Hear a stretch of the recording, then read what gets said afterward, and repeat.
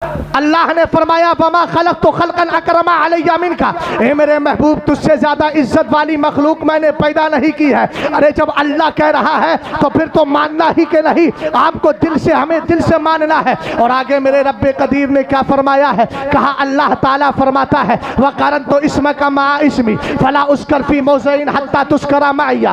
कहा मेरे महबूब मैंने तेरे नाम को अपने नाम के साथ ऐसा जोड़ लिया है, ऐसा ऐड कर लिया है कि जब भी मुझे याद किया जाएगा मेरे साथ तुझे भी याद किया जाएगा। ए प्यारे जरा नमाज पढ़ने के बारे में सोचो। आप नमाज पढ़ते हो, हमारे हजरत बैठे हैं नियत बांधी वास्ते अल्लाह के, उसके बाद हाथ बांध लिए क़याम कर रहे हैं। मैंने कहा खड़े हो किसके लिए, कहने लगे खुदा के लिए। मैंने कहा किरात कर रहे हो, कहने लगे खुदा के लिए। मैंने कहा रुकू कहने लगे खुदा के लिए। सजदा किया, मैंने कहा खुदा के, आप बोले खुदा के लिए। अब आ गए तशहुद में, पढ़ने लगे अस्सलामु अलैका अय्युहन नबी। मैंने हाथ पकड़ लिया जनाब, लियत तो ये की थी वास्ते अल्लाह के। जब क़याम अल्लाह के लिए, रुकू अल्लाह के लिए, क़िरात अल्लाह के लिए, तस्बीह अल्लाह के लिए, तहलील अल्लाह के लिए, सजदा अल्लाह के लिए, नमाज अल्लाह के लिए, तो यहाँ रसूल का जिक्र क्यों? तो मैंने कहा रब्बे कदीर की बारगाह में आप आलम तसव्वुर में सवाल करो। इन्होंने सवाल किया और जब थोड़ा आगे बढ़े तो कहने लगे अल्लाहुम्मा सल्ली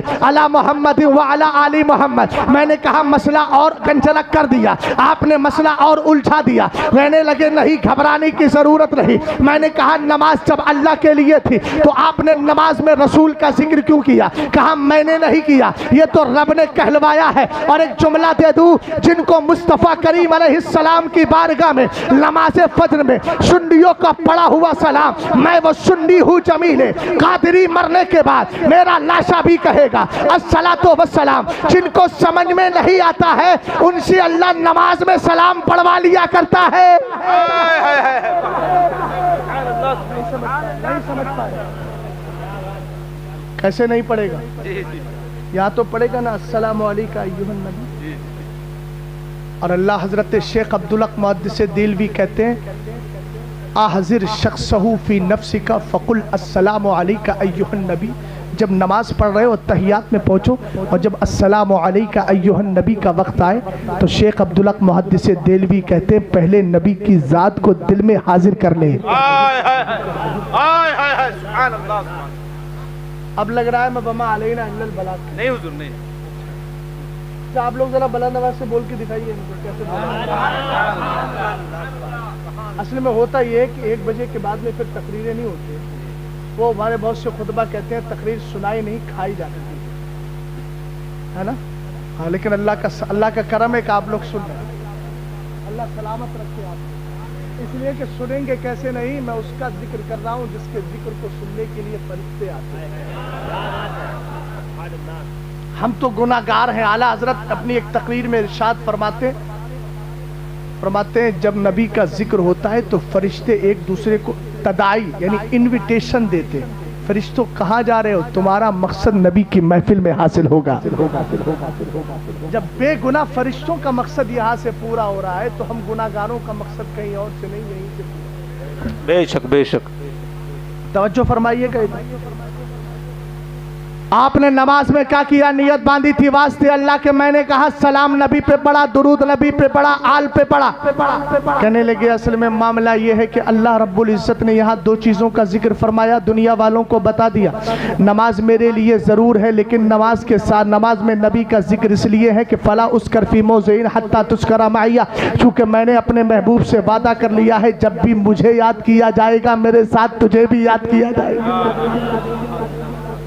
हमने कहा दूसरा नुक्ता क्या है? कहा नमाज पढ़ने के लिए खड़ा हुआ आपके इस बस्ती में, और बस्ती में सठोली है, कौन सा गांव है? सिठौली में खड़ा हुआ, नियत बांधी वास्ते अल्लाह के, मगर जहन कहाँ है?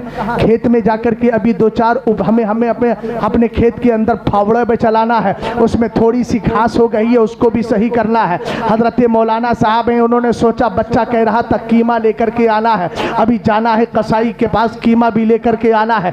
आए अल्लाह रब्बुल इज़्ज़त जानता था मेरे नबी के उम्मतियों की नमाज का हाल ये होगा। हमने कहा नमाजों की कमी को दूर करने के लिए अल्लाह अल्लाह ने मुस्तफ़ा पर दुरूद व सलाम रख दिया। ए पाक परवरदिगार, नमाजों की कमी दुरूद सलाम मुस्तफ़ा के दुरूद व सलाम से पूरी आल पर क्यों रखा? जवाब मिला कि अगर नमाजों की कमी दूर करना है तो नबी पे दुरूद पढ़ो, और दुरूद मुस्तफ़ा को कबूल करवाना है तो नबी की आल पे दुरूद पढ़ो। अब समझे, अल्लाह ने फरमाया, हज़रत जिब्रील कह रहे हैं, रब ने कहा मैंने तुम्हारे नाम को अपने नाम के साथ जोड़ लिया है। और अगले जुमले पे जरा गौर कीजिएगा, रब ने यह भी फरमाया, वलक़द खलक़तुद दुनिया व अहलहा लिउअर्रिफहुम करामतक व मंज़िलतक इंदी।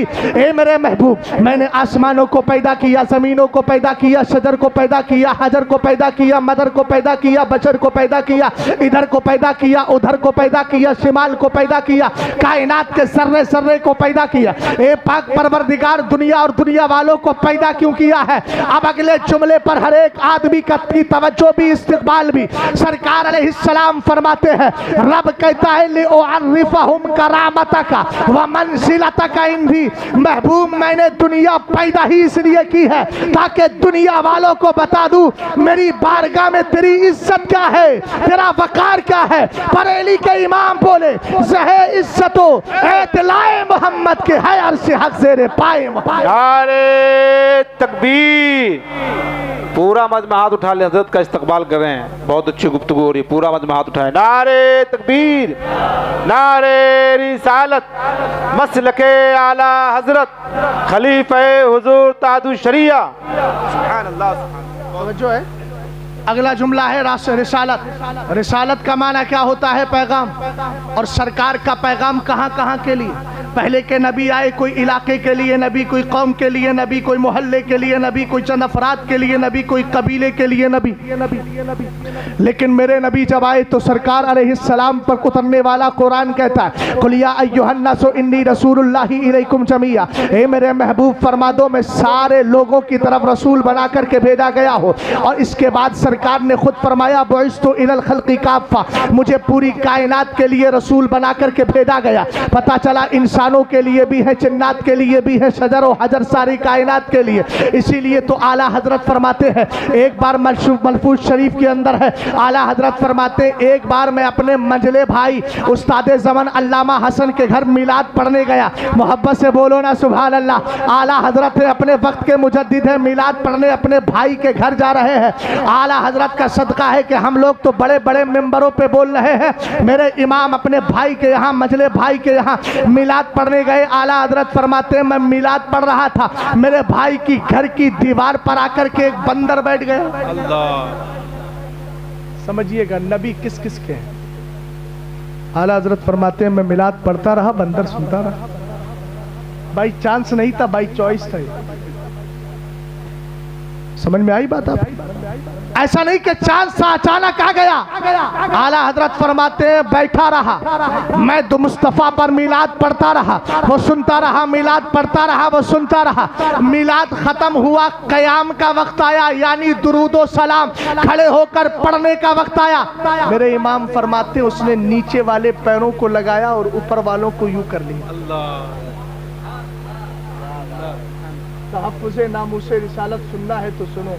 आज कुछ डिजिटल मुबल्लिग आ गए स्टेजों पे, जिनके यहाँ पर तकरीरें कम होती हैं, तस्वीरें ज़्यादा होती हैं। और उन्होंने सिर्फ तहफ़्फ़ुज़े नामूसे रिसालत का एक ही मफ़हूम दिया, निकलो तलवारें उठाओ, निकलो तलवारें उठाओ, निकलो। मैंने फ़ोन से बात की, मैंने कहा मौलाना तहफ़्फ़ुज़े नामूसे रिसालत की परिभाषा मुझे बता दो ताकि मैं भी उसी में घूमता रहूँ। ये मिजाज नहीं है भाई। जिहाद के आप तौर तरीके पढ़े ना, जिहाद के उसूल पढ़े। हर वक्त जिहाद थोड़ी फर्ज होता है कि तुम कौम से निकलो, खुद बिस्तरों पे सो, कौम से निकलो। ये कौन सा तहफ़्फ़ुज़े नामूसे रिसालत का मफ़हूम है? ज़बानें बंद है, अल्हम्दुलिल्लाह आज तक जवाब नहीं मिला और मिल भी नहीं पाएगा। इसलिए कि हम जानते हैं डिजिटल ही होता है और जो असील होता है वो असील ही हुआ। तवज्जो फरमाइएगा इधर। रसूल करीम अलैहिस्सलाम के आशिक आला हजरत फरमाते हैं, मैंने अपनी आंखों से देखा, हाथ ऊपर किए, क़ियाम के लिए खड़ा हो गया, सलाम जैसे मुकम्मल हुआ, हम बैठे, बंदर भी बैठ गए। फातिहा मुकम्मल हो गई। जब सब चले गए, बंदर भी चला गया। अब मेरे इमाम फरमाते हैं ये बंदर सरकार अलैहिस्सलाम का जिक्र क्यों सुन रहा है? आला हजरत ने फरमाया वजह यह है क्योंकि सरकार फरमाते हैं मा मिन शैइन इल्ला वयअलमु अन्नी रसूलुल्लाह इल्ला मरदतल जिन्नी वल इंसी। सरकार फरमाते हैं बस शरीर जिन्नात और शरीर इंसानों के अलावा कायनात का जर्रा जर्रा जानता है कि मैं अल्लाह का रसूल। अब तो बात समझ में आई। अब सरकार के इज्जत की जब बात आई, सरकार के इज्जत पर हमला हो तो सहाबा इकराम का किरदार क्या था? आज अपने किरदार को संभालिए। हिंदुस्तान के माहौल को आप बिगड़ते हुए देख रहे हैं। हो सकता है कि फिर स्पेन की तारीख को दोहरा दिया जाए, हो सकता है कि बर्मा की तारीख को दोहरा दिया जाए, हो सकता है कि फिर आपके दीगर ममालिक जहां जुल्म किया गया है वहां की तारीख को हिंदुस्तान में दोहरा दिया जाए। आप सब जानते हैं इस वक्त हिंदुस्तान के हालात क्या है और गैर मुस्लिम इस वक्त तुम्हें मिटाने के दर पर है। मगर तुम्हें हिम्मतें नहीं हारना है, तुम्हें करना क्या है? तुम्हें अपने नबी का सच्चा इश्क पैदा करना है और यही कहना है खाक होकर इश्क में आराम से सोना मिला। जान की इक्सीर है उल्फत रसूलुल्लाह की। हमने जाने पाली है तो मुस्तफ़ा के लिए, माल बचाया है तो मुस्तफ़ा के लिए, औलाद को परवरिश दी है तो मुस्तफ़ा के लिए। आपको हिम्मत के साथ डटे रहना है। हो सकता है जालिम ये कहे अपने मजहब को छोड़ दो, हो सकता है जालिम ये कहे आप धर्म परिवर्तन कर लो। उससे कहना धरी परिवर्तन हमें करने की जरूरत नहीं, तुझे करने की जरूरत है। इसलिए कि हम अपने बाप आदम के तरीके पर है और पटक के वो आता है जो अपने बाप को छोड़ के चला गया हो। हम तो आज भी अपने बाप के तरीके पर। एक जुमला दे दूं जी। एनआरसी सीए हुआ, लोग परेशान थे, कहा कि भगाओ भगाओ निकालो भगाओ, वतन से मोहब्बत करने वाले नहीं। हमने कहा हमारे वतन से प्यार पर तू शक करता है। मिन्हा खलकनाकुम व फीहा नुईदुकुम व मिन्हा नुखरिजुकुम तारतन उखरा। तू तो नजरे आतिश हुआ, जो बचा नजरे आप कर दिया गया, पानी में बहा दिया गया। लेकिन देख देख देख हम पैदा इस मिट्टी से हुए, वफिया नोईदुकुम रहेंगे भी इसी मिट्टी में। और कब तक रहेंगे? हश्र तक। और उसके बाद उठेंगे भी कहां से? अरे बोलो, आप सिठौली गांव में दफन किया गया आपको, तो कयामत के दिन उठोगे कहां से? सिठौली से। सिठौली लंदन में है कि हिंदुस्तान में? तो पता चला आप कहां रहोगे कयामत तक। तो हमारे वतन से मोहब्बत करने पर इतना अल्हम्दुलिल्लाह हम पैदा भी इसी में हुए, पलटेंगे भी इसी में और उसके बाद उठेंगे भी यहाँ से ही। इसीलिए मैंने कहा था क्यों करें हम रुख कहीं का इस वतन को छोड़कर।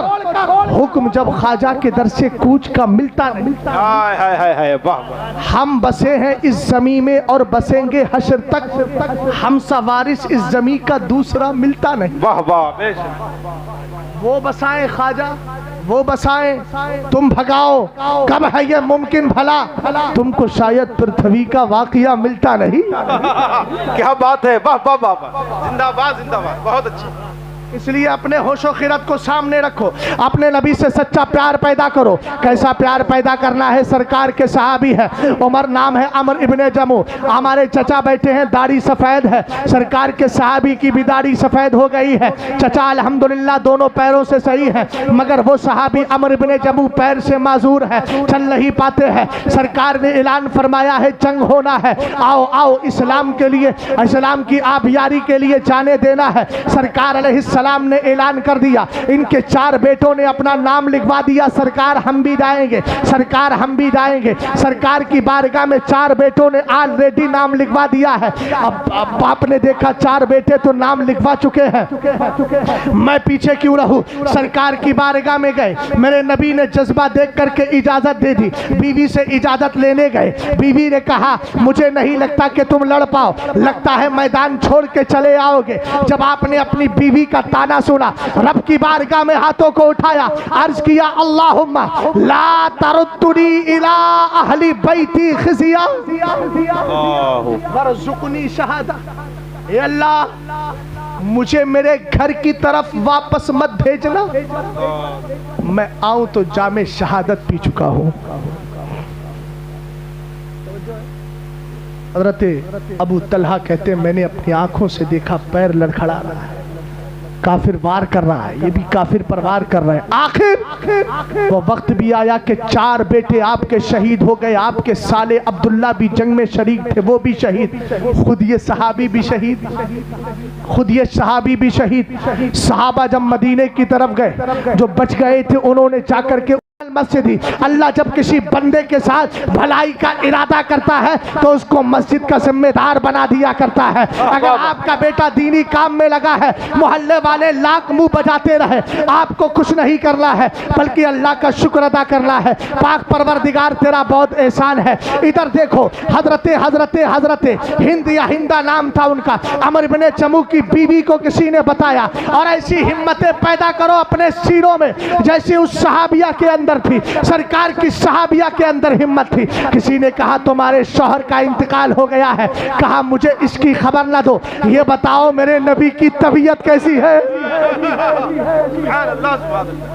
किसी ने कहा 4 बेटे शहीद हो गए, कहा मुझे ये ना बताओ मेरे नबी की तबीयत कैसी है। कहा तुम्हारे भाई भी शहीद हो गए, कहा मुझे मेरे नबी की तबीयत बताओ। सहाबी फरमाते हैं जब हजरत अमर इब्ने चमू की बीवी खुद पहुंच गई ऊंट लेकर नबी की बारगाह में, मैदाने जंग में, जंग बंद हो चुकी है, नबी को देखा, नबी के चेहरे पे नजर डाली, नबी के दामन को पकड़ लिया और पकड़ करके कहती है या रसूल अल्लाह कुल्लो मुसीबतिन बादा का जलल, मेरे आका आपको देख लिया मेरी सारी मुसीबतें खत्म हो गई है। प्यार तो इसको कहते हैं, ये कौन सा प्यार है भाई। सरकार से इश्क का दावा है, चेहरे पे दाढ़ी नहीं, प्यार नहीं, झूठा है। सरकार से इश्क और प्यार का दावा है, मस्जिद सुबीरान पड़ी है। सरकार से इश्क और प्यार का दावा है, बेटों को पिक्चरें दिखा रहे हो। सरकार अलैहिस्सलाम से प्यार का दावा है, झूठ बोल रहे हो। सरकार से प्यार का दावा है, लब्बैक बोलने वालों, लब्बैक या रसूल अल्लाह कहने वालों।